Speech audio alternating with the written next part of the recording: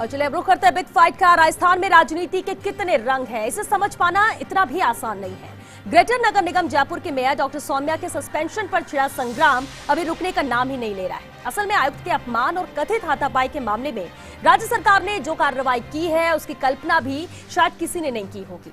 देर रात यानी रविवार को रात करीब 11:30 बजे के आसपास कार्रवाई करते हुए मेयर डॉक्टर सौम्या के साथ साथ 3 पार्षद अजय सिंह चौहान, पारस जैन और शंकर शर्मा को भी सस्पेंड कर दिया और इस पूरे मामले की न्यायिक जांच कराने का फैसला लिया गया और तब तक मेयर और पार्षद सस्पेंड रहेंगे।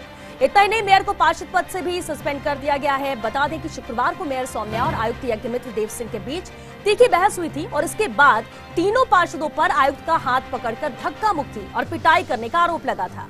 आयुक्त की शिकायत पर 3 पार्षदों पर एफआईआर दर्ज हुई। ये अपने आप में अनोखी और इतिहास में पहली कार्रवाई है जब पद पर रहते हुए मेयर को सस्पेंड किया गया।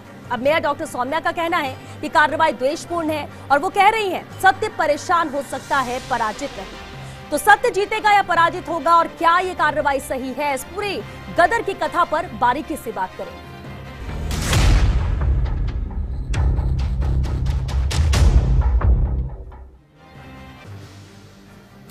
तो जिनके भरोसे राजधानी, उनके बीच विवाद आखिर क्यों? विवादों के बीच निगम आखिर कब बनेंगे सुगम? जब तक मेयर निलंबित तब तक जिम्मेदारी किसके पास है? आखिर ग्रेटर में गदर क्यों? बहस आज इस अहम मुद्दे पर और हमारे साथ बहस के लिए मौजूद है खास मेहमान। चलिए उनसे रूबरू करा दें आपको। हमारे साथ बीजेपी विधायक वासुदेव देवनानी जी हैं, रफीक खान जी हमारे साथ हैं, कांग्रेस विधायक हैं, पूर्व एजीजी हमारे साथ जुड़ चुके हैं अभिनव शर्मा जी और साथ ही संपादकीय सलाहकार आशुतोष शर्मा जी भी हमारे साथ हैं। बहुत स्वागत है आप सभी का बिग फाइट लाइव में। वासुदेव देवनानी जी, बीजेपी की तरफ से लगातार प्रतिक्रियाएं आ रही, बार बार कहा जा रहा है द्वेषपूर्ण ये कार्रवाई है, ऐसा क्यों लगता है आपको, जबकि कहना है यही कि जो नियम है उसी के तहत ये कार्रवाई हुई है?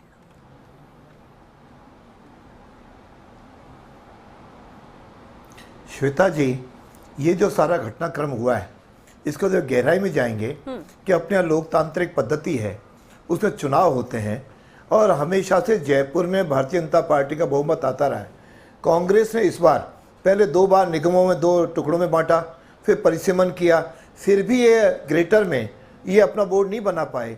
उसके कारण से एक राजनीतिक दुर्भावना, द्वेष भावना रही, जिसके आधार पर इन्होंने इस दुर्भावना के तहत ये काम किया है। और यह घटना जो हुई, तीखी नोक झोंक तो साधारणतः कभी भी अधिकारियों और मेयर के बीच में होती रही है, लेकिन ये जो बाकी के आरोप लगाए हैं ये आरोप निराधार लगते हैं। क्योंकि इस प्रकार के झूठे आरोप लगा करके, क्यों कांग्रेस की हमेशा से मानसिकता रही है कि हम किसी भी तरह जहां भाजपा का बोर्ड हम नहीं बना पाए उसको हम परेशान करें। आपने देखा होगा कुछ दिन पहले केकड़ी में इन्होंने वहां के बोर्ड को, वहां के चेयरमैन को भंग किया, हालांकि चेयरमैन वापस कोर्ट में जाकर के जीत के आ गए। तो इस प्रकार की दुर्भावनापूर्ण ये कार्रवाई हुई है और इस कार्रवाई की आप गहराई में जाएंगी तो गहराई में निश्चित रूप से कोई भी घटना हुई उसकी जांच होनी चाहिए, इसमें कोई दो राय हो नहीं सकती। जांच कौन करेगा ये मूल पक्ष है। जांच एक आरएस अफसर ने एक आईएएस अफसर की जांच की है, यानी ये भी कभी संभव है क्या कि लोअर आदमी एक हायर अफसर की जांच करेगा? ये आज तक के इतिहास में, यानी आप कह रहे हैं कि जो भी निर्णय लिए जा रहे हैं वो गलत है और द्वेषपूर्ण ये कार्रवाई की जा रही है। उसके बाद सामने वाले को पक्ष रखने नहीं देना। ठीक है, आप ये कह रहे हैं कि पक्ष भी रखने नहीं दिया गया, द्वेषपूर्ण ये कार्रवाई की जा रही। रफीक खान जी, बीजेपी की तरफ से लगातार ये प्रतिक्रिया और सवाल ये उठ रहा है कि आखिर इतनी जल्दबाजी क्यों थी, मौका क्यों नहीं दिया गया जवाब देने का और उसके बाद कार्रवाई हो सकती थी, देर रात ये कार्रवाई क्यों की? रफीक जी, ये अपने गिरबान में झांक करके देखें, देवी सिंह जी ने एक आईएएस के ऊपर हमला किया, उनकी अंगुली में फ्रैक्चर हुआ और भैरव सिंह जी मुख्यमंत्री थे और उन्होंने तुरंत उनको सस्पेंड कर दिया। कैबिनेट मंत्री थे, ये तो पार्षदों की बात हो रही है मैडम। तो अपने गिरबान में भी झांक के देखो देवनानी जी, बात राजनीतिक दुर्भावना पे मत ले जाओ। एक आईएएस अधिकारी, एक आईएएस अधिकारी कहां दे रहे हो और उसको कमरे में बंद करके दे रहे हो? यानी ये थप्पड़ मारने की घटना थी, यहाँ कोई थप्पड़ नहीं मारा गया है। जोश मत खाओ, अभी सारी बात को जवाब देशु था ना। आपको हर बात का जवाब दूंगा। आपको पता ही नहीं है क्या क्या मारा गया है, आपको पता ही नहीं है। आप अजमेर में बैठे हो, आपको पता नहीं है क्या हो रहा है जयपुर में, क्या कर रही है आपकी मेयर, क्या कर रहे हैं आपके पार्षद। देवनानी जी जरा सुनिए सर, देवनानी जी वापस आपके पास आएंगे, आपने अपनी बात रखी है, रफीक जी अपनी बात पूरी कीजिए। कार्रवाई इतनी जल्दबाजी क्यों? रफीक जी इसका जवाब दे दीजिए सर, और भी गेस्ट हैं जी। ये बीजेपी सवाल उठा रही है। ऐसा है कि जो ये बीजेपी सवाल उठा रही है, मैं इस बात में, अब ये तो जवाब देते तो ये पिनक रहे हैं और फिर उछलेंगे। मैं ये कहना चाहता हूं, एक आईएएस अधिकारी के साथ में मिसबिहेव किया, कमरे में बंद कर लिया, अंदर से बंद करके मैन हैंडलिंग करी। मैन हैंडलिंग की इजाजत नहीं देता कोई भी कानून। पार्षद गुंडागर्दी करने के लिए मेयर निगम में नहीं जाएंगे। पार्षद अपनी डिमांड रख सकते हैं। जबरदस्ती फाइलों में साइन कराओगे आप ये बोलोगे कि तू फाइल पे दस्तखत कर, नहीं तो कमरे से बाहर नहीं निकलने देंगे। डेमोक्रेसी है, गुंडागर्दी नहीं है, और न गुंडागर्दी चलने देंगे। आप मेरी बात सुनो, लोकतांत्रिक मूल्यों की बात करो। आपको अगर कोई ऐतराज था, तो कांग्रेस का स्वभाव है। आप अपनी बात लिखते, सीओ अपनी बात लिख देते। इसमें गुंडागर्दी करने की बात कहां से आ गई?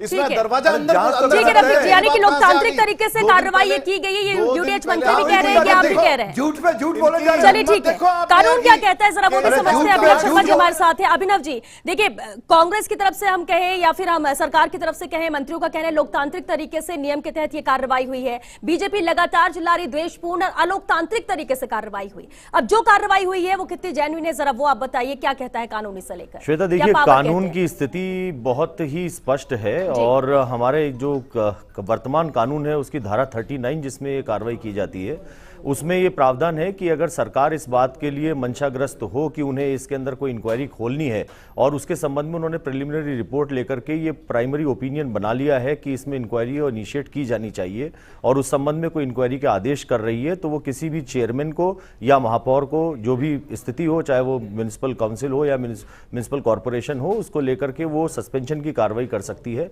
इस संबंध में आपका थोड़ा सा मैं तथ्यात्मक सुधार करना चाहता हूं, जो आप कहने की शायद संभवतः पहली बार है। 1991 के अंदर भी ऐसी स्थिति हुई जब सरदारशहर और चूरू के अंदर कांग्रेस आई के 2 चेयरमैन थे, जान मोहम्मद थे और मुरलीधर शर्मा थे। उन दोनों को इसी प्रकार से सस्पेंड किया गया। हाँ, आरोप जो है उनके ऊपर इस नैतिक रूप से भ्रष्ट आचरण या गलत आचरण के नहीं थे, किंतु सौम्या गुर्जर के जो पति हैं राजाराम गुर्जर, उनको लेकर के 2019 के अंदर दिसंबर में उनको सस्पेंड किया गया था। करौली में उन्होंने किसी को थप्पड़ मारा इस बात को लेकर के और वो मामला उच्च न्यायालय तक गया। राजाराम के खिलाफ वो मामला हालांकि तय हुआ और वैसे ही सुप्रीम का जो डिवीजन बेंच है राजस्थान हाईकोर्ट की, उसमें इसको चुनौती दी गई। तत्कालीन जो कानून था 1992 से पहले का, उस कानून में धारा 63 हुआ करती थी, जो आज वर्तमान के कानून के अंदर धारा 39 बनाई गई है और उसके अंदर ये स्पष्ट प्रावधान जो किया गया है कि आप सस्पेंड कर सकते हैं। और कोर्ट ने, डिवीजन बेंच ने, खंडपीठ ने ये माना कि राज्य के पास ये शक्तियां निहित है कि यदि वो किसी भी इंक्वायरी को, जुडिशियल इंक्वायरी को इस प्रकार के कंडक्ट में इनिशिएट करना चाहती है तो इनिशिएट करने से पहले उस व्यक्ति को वो सस्पेंड कर सकती है। ऐसा कानून का मंशा जो है उसको कोर्ट ने अपील किया है। लेकिन एक तथ्यात्मक सुधार और यहां पर यह भी कर देता हूं कि जो जान मोहम्मद का मैटर था उसमें मुरलीधर शर्मा जो चूरू के तत्कालीन चेयरमैन थे कांग्रेस आई से, उन्होंने इसको चुनौती दी थी सुप्रीम कोर्ट में और सुप्रीम कोर्ट ने यह कहते हुए उनको वापस हाईकोर्ट की ओर डाइवर्ट कर दिया था कि जो संवैधानिकता है उसको आप दिखवाने के लिए हाईकोर्ट जाएं। मेरा समझना और मानना यह है कि वर्तमान स्थिति के अंदर धारा 39, जो मेरा एक निजी मत हो सकता है, हालांकि माननीय खंडपीठ जो है उसका फैसला इतर है, वो ये कहती है कि संवैधानिकता है। तत्कालीन कानून में वर्तमान कानून की जो धारा 39 है वो अपने आप में असंवैधानिक है, क्योंकि म्युनिसिपैलिटीज एक चुने हुए शासन प्रणाली है। ये राज्य की सरकार के साथ साथ शहरी निकायों की सरकार है। जैसे अगर आपके ऊपर मुख्यमंत्री पे कोई आरोप लग जाए तो मुख्यमंत्री को आप सस्पेंड नहीं कर सकते, किसी मंत्री को आप सस्पेंड नहीं कर सकते संविधान के तहत, उसी प्रकार म्युनिसिपैलिटी को एक संवैधानिक संस्था का रूप दिया गया है। वहीं अगर आप देखते हैं कि कोऑपरेटिव सोसाइटीज, उसे भी संविधान में स्थान दिया 2012 में आके, लेकिन उसके अंदर प्रावधान किया गया है कि म्युनिसिपल जो कोऑपरेटिव सोसाइटी का बोर्ड होता है उसे सस्पेंड रखा जा सकता है और वो भी 6 महीने तक, और जहां पे बिजनेस जो है इंटरस्टेट है वहां पर 1 साल तक। तो सस्पेंशन की कार्रवाई के लिए कानून बनाने का प्रावधान संविधान ने किया, किंतु म्युनिसिपैलिटीज में इस प्रकार का कानून बनाने की इख्तियारात और शक्तियां राज्य की विधायिका पालिका को नहीं दी गई है। मेरा यह मानना है कि जो सेक्शन 39 है उसकी संवैधानिकता को चुनौती देते हुए यदि भारतीय जनता पार्टी के जो लोग हैं या जो इस प्रकार से अभी जूझ रहे हैं पार्षद लोग, वो अगर देते हैं तो उसको उस वक्त कोर्ट एग्जामिन करेगा। किंतु वर्तमान स्थिति यह है जब तक उसको चुनौती नहीं दी जाती, आज की स्थिति यह है कि कोर्ट ने यह संवैधानिकता उस वक्त मानी थी सेक्शन 63 की, जो पुराना कानून था, और यह माना गया था कि इनके पास, राज्य सरकार के पास प्रिलिमिनरी इंक्वायरी की रिपोर्ट के बाद में कार्रवाई हो सकती है। एक चीज और मैं श्वेता आपकी इजाजत से यहां थोड़ा सा ऐड करना चाहता हूं कि इस प्रकरण को लेकर के ज्योतिनगर थाने पे एक एफआईआर दर्ज हुई थी और उस प्राथमिकी के अंदर सौम्या गुर्जर का नाम नहीं था। गोलमोल एफआईआर के अंदर पार्षदों के बारे में उसमें बात की गई थी, वहां केवल 5 लोगों को चिन्हित किया गया, जिस जांच के अंदर, पुलिस की जांच में यह पाया गया कि सौम्या गुर्जर उसके अंदर इन्वॉल्व नहीं है। उसके बाद जो ये रिपोर्ट बनी है, जिस प्रकार से तथ्यात्मक प्रतिवेदन सरकार के पास में गया है, वो एक अपने आप में क्वेश्चन मार्क की चीज है जिस पर वाद विवाद हो सकता है। इसलिए सवाल भी उठता है कि जब एफआईआर में नाम नहीं है तो फिर इतने स्ट्रिक्ट एक्शन यहां पर क्यों लिया गया? आशुतोष जी, देखिए, दो चीजें हैं। एक तो ये एक्शन क्यों लिया गया जब एफआईआर में उनका नाम नहीं है, ये कहा जा रहा है। दूसरी अहम बात कि इतनी जल्दबाजी कार्रवाई को लेकर क्यों थी। लेकिन सबसे अहम ये है कि मेयर पद में रहते हुए इस तरह की कार्रवाई, इस तरह का एक्शन लेना प्रदेश में पहली बार हुआ है। क्या आप इस इत्तेफाक रखते हैं और क्या आपको लगता है कि ये जो मतभेद बने रहते हैं अक्सर, और खासतौर पर अगर हम जयपुर नगर निगम की बात करें तो महापौर और आयुक्त में पुरानी इस तरह की कई मामले सामने आ चुके हैं जहां बनती नहीं और इस तरह की, और जिसमें बीवीजी कंपनी भी प्रमुखता से रही है विवादों में। आज की परिस्थिति में क्या देखते हैं? देखिए, बिल्कुल सही है कि जो इसमें एक एडमिनिस्ट्रेटिव इंक्वायरी की गई जो डीएलबी डिपार्टमेंट के एक अधिकारी ने की, भले ही वो आरएएस अधिकारी ने, क्योंकि उसमें केवल एक प्राइमरी ओपिनियन बनाना था और कानून के तहत इसकी एक जुडिशियल इंक्वायरी होगी जो डीजे लेवल के ऑफिसर करेंगे, जिसकी सरकार शायद घोषणा करवाने वाली है। और प्राइमरी ओपिनियन, लेकिन इस प्राइमरी ओपिनियन जो एक आरएएस ऑफिसर ने जांच की, उसका साइमल्टेनियसली जो इसका क्रिमिनल केस हुआ, और जो बात सामने आ रही है कि क्रिमिनल केस जब हुआ है और उसमें एफआईआर में नाम नहीं है, तो महापौर के खिलाफ भी कार्रवाई की गई है, तो क्रिमिनल केस की फाइंडिंग को भी उसमें कोई जांच नहीं हुई और अभी तक वकील साहब कह रहे हैं कि उसकी फाइंडिंग अभी आई नहीं है, तो उसकी जांच का भी थोड़ा इंतजार किया जा सकता था।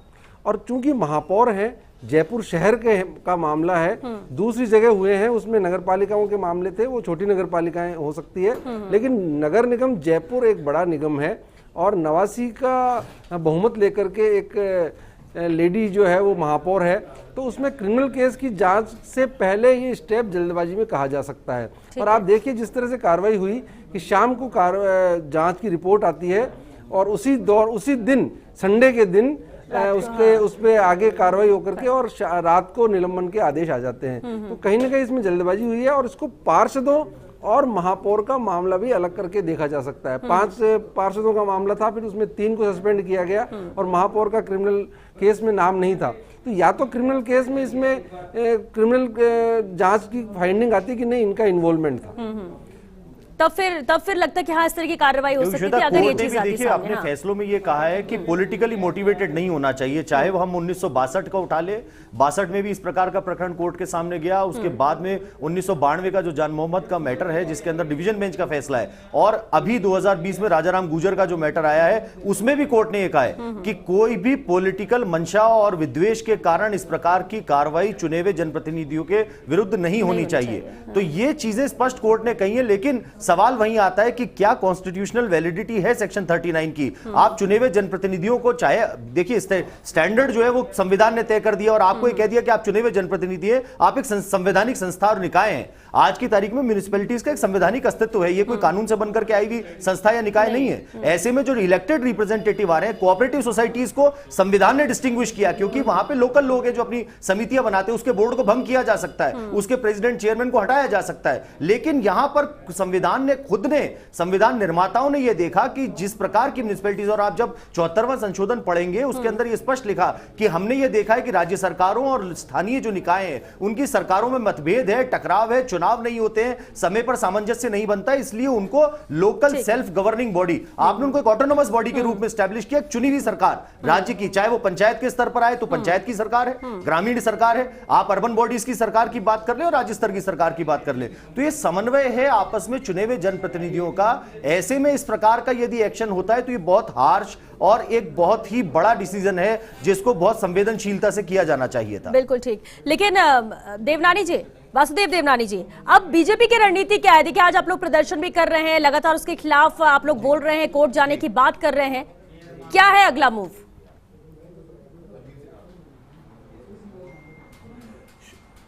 श्वेता जी, हमारा स्पष्ट है कि तीनों जगह ये गैर कानूनी घटनाएं हुई हैं। विभिन्न मेयर का, पार्षदों का पक्ष तक नहीं सुना गया। यानी जल्दबाजी में करके उन्होंने, हमारे 3 बंधु रहेंगे, एक तो आरएस अधिकारी ने जांच की और सामने आईएएस है, दूसरा आपने पक्ष नहीं सुना। आखिर मेयर का पक्ष सुनते, उसने यही तो कहा कि हमको 2 दिन का आप समय दे दीजिए। यानी ऐसी गलती क्या थी? संडे को ही शाम को मंगवा करके और आगे रिपोर्ट करके रात को 11:30 बजे एक तरह से इमरजेंसी की तरह जो है ना, रात को सारी इस प्रकार की आगे क्या है बीजेपी की रणनीति? वासुदेव जी, देखिए जो हुआ सो हुआ, लेकिन आगे आप लोग क्या करने वाले हैं? हम इसको लड़ेंगे। कल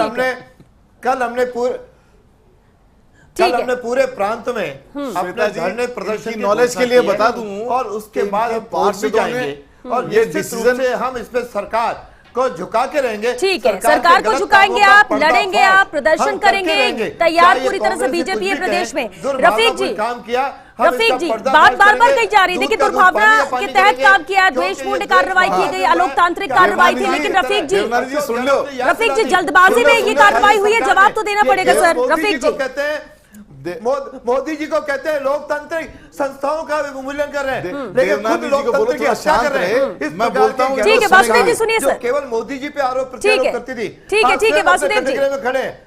ठीक है वासुदेव जी सुनिए जरा, कहां गए रफीक जी थे से जवाब ले रहे गुजरात हैं। में, कहां गए थे मध्य प्रदेश में, कहां गए थे कर्नाटक में? बातें कर रहे हो, सुनो मेरी बात, क्या है? मैं जवाब देता हूं। भी है क्या कानून? तो सेक्शन 39 की बात बातें कर रहे हो फालतू की, ना तो कानून आता नंबर, लोकतंत्र में विश्वास करते हो। देखो, मैं इनकी तरह बदतमीजी नहीं करूंगा। आप सीनियर विधायक हो, आपको मैं प्यार से ही जवाब दूंगा, आपकी तरह बदतमीजी पे नहीं आऊंगा। बदतमीज तो आप सुनो जवाब, मैंने आज तक नहीं किया है, पढ़ा लिखा हूं, आज तक रिप्लाई दे दिए, कभी बदतमीजी नहीं की है। रिप्लाई ठीक है रफीक जी, अब जवाब दीजिए सर, वक्त खत्म हो रहा है, रफीक जी। आप अभी जिस तरह का आचरण कर रहे हो वो कोई बहुत उसमें नहीं आता है। मैं ये कहना चाह रहा हूं कि इनकी नॉलेज में नहीं है, इनकी नॉलेज में ये नहीं है कि इनके पार्षद रिप्लाई दे चुके आपको भी, हमें भी, और रिप्लाई देने के बाद में ही डिसीजन हुआ है। किसने कहा था आपको रिप्लाई देने के लिए? क्यों जल्दबाजी करी रिप्लाई में? मेयर का जवाब नहीं आया, किसी ने प्रेशराइज किया था क्या आपको? मेयर का नाम एफआईआर में नहीं है, बल्कि मेयर ने कमरा बंद करके सीओ के साथ जवाब नहीं दिया है। कमरा बंद करके सीएम, कमरा बंद, तो फिर एफआईआर में उनका नाम क्यों नहीं? सीओ के साथ नहीं किया, गलत कह रहे हो। अरे दादागिरी करने बैठे हो, ये गलत आरोप लगाना छोड़ दो। जनता ने जिता दिया, जनता ने जिता दिया, गलत बात, मेयर बना दिया। आप तरीके से बोर्ड चलाते, डेवलपमेंट की काम करते, कहां बीवीजी की कंपनी आशुतोष, क्योंकि वक्त भी खत्म हो रहा है सर, कार्यवाहक मेयर बनाने की बात कही जा रही है, प्रोसेस की बात यहां पर कही जा रही है। अब जब इस मोड़ पर पहुंच चुका है ये पूरा मामला, आपको क्या लगता है आगे राह कितनी मुश्किल हो सकती है, या फिर आपको लगता है कि आसान है, जल्द खत्म होगा ये पूरा? ये जो घटना है वो बहुत अच्छी घटना नहीं है, क्योंकि जो मेयर और सीईओ हैं इनका काम है अपने नगर का विकास करना। उसमें अब वो किसी बीवीजी कंपनी को लेकर के, सफाई के ठेके को लेकर लड़ रहे हैं, तो इसमें सवाल उठते हैं कि किस बात पर मतभेद हुए। इस मुद्दे की भी जांच होनी चाहिए, क्योंकि सब जानते हैं कि नगर पालिकाएं और नगर निगम भ्रष्टाचार का सबसे बड़ा अड्डा है, और पहले भी इस तरह के मामले सामने आए हैं। दूसरी बात मैं बता दूं कि जो चुने हुए प्रतिनिधि और जो अधिकारी हैं उनके बीच में अधिकारों को लेकर हमेशा क्लैश रहता है, और ये नगर निगम जयपुर का भी इतिहास रहा है। भले ही से वो विपक्षी दल की राज्य सरकार हो और मेयर दूसरी पार्टी का हो, और इवन जब जयपुर में कांग्रेस की सरकार थी और कांग्रेस की मेयर ज्योति खंडेलवाल थी, उसके बावजूद भी यही हाल थे। ये कहा था कि मेरे भ्रष्ट अधिकारी काम कर रहे हैं यहाँ पर। तो ये दोनों के बीच में सामंजस्य नहीं होने से कहीं ना कहीं उस शहर का नुकसान होता है। और अब आगे बीजेपी को इसमें 2 तरह की लड़ाई लड़नी पड़ेगी, एक पॉलिटिकल लड़ाई, लेकिन मैं समझता हूँ कि इसका अल्टीमेटली जो हल है वो कोर्ट में होगा, और कोर्ट में ही रिलीफ इनको मिल सकती है। और इसी को देखते हुए राज्य सरकार ने इसमें कैविएट दायर कर दी है कि जो भी कोर्ट में फैसला आएगा आएगा, उसी से आगे काम होगा, कार्रवाई होगी। बिल्कुल, बहुत शुक्रिया आप सभी का इस चर्चा में शामिल होने के लिए। तो देखिए, निगम सुगम बन जाए, और बिल्कुल जयपुर नगर निगम की बात करें तो हमेशा से यहाँ के लोग इंतजार करते हैं कि कब ऐसा दिन आएगा, कब वो नजारा देखने को मिलेगा जब निगम में शांतिपूर्ण तरीके से बिना भ्रष्टाचार के काम हो सके, अधिकारी मेयर मिलकर काम कर सके ताकि विकास हो सके, लेकिन वो नजर नहीं आता। और ये आज की बात नहीं, कई सालों की बात है। अब इस मामले को लेकर हालांकि मान सकते हैं मुद्दा बेहद गर्म है, इसमें वक्त भी लग सकता है। अपने अपने स्तर पर यहाँ पर कार्रवाई करने की बात कही जा रही है। बीजेपी यहाँ पर पूरी तरह से तैयार है कि हम लड़ेंगे और जीतेंगे और इनको जवाब देंगे, लेकिन दूसरी तरफ मामला कोर्ट में जाना तय है। कोर्ट में जाएगा, कितना वक्त लगता है ये तो पता नहीं, लेकिन हम ये जरूर कह सकते हैं कि राजधानी की जनता इंतजार कर रही है, ग्रेटर की जनता इंतजार कर रही है कि समाधान जल्द से जल्द हो, ताकि फिर से विकास की बात जो की जाती है, नगर निगम की जिम्मेदारी की बात की जाती है, वो काम होते हुए नजर आए। चलिए इसके साथ बिग फाइट में आज के लिए बस इतना ही। दीजिए इजाजत, नमस्कार।